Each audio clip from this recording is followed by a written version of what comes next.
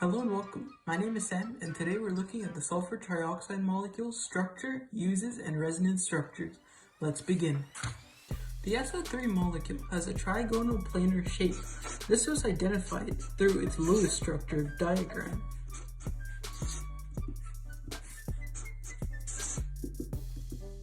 As you can see here, the sulfur atom doesn't abide by the octet rule in this molecule. It creates 6 double bonds in total, 2 with each oxygen atom.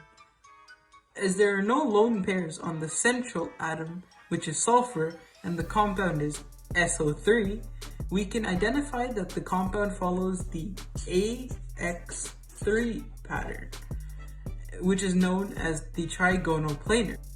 The compound looks like this, and its bond angles are at 120 degrees each.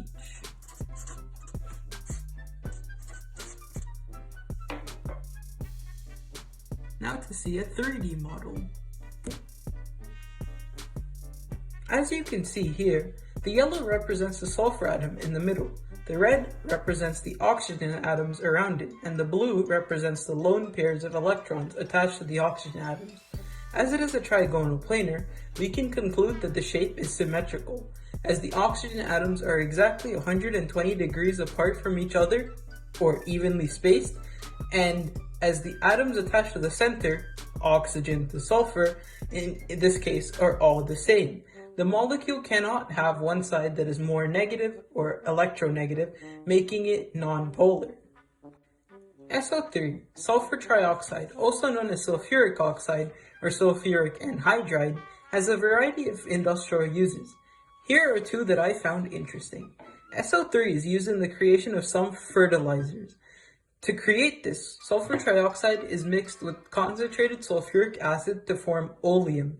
This is then mixed with water to create sulfuric acid, which can then be used as a fertilizer. Another interesting case that I found was creating batteries for cars as well as solar batteries now.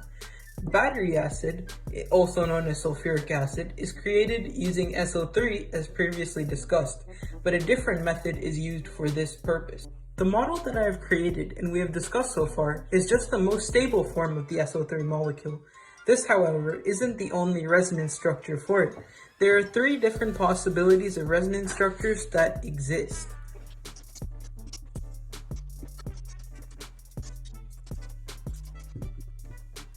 Now we can use the formal charges of each resonance structure to prove that the one that I have built, this one, is the most stable.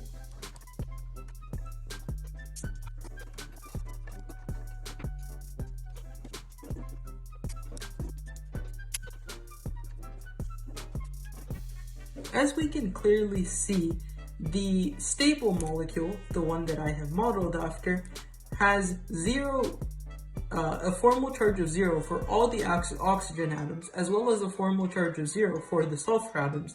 This is due to the double bonds with all the oxygen atoms. Therefore, this is the most stable model, as it has a formal charge of 0. Thanks for watching.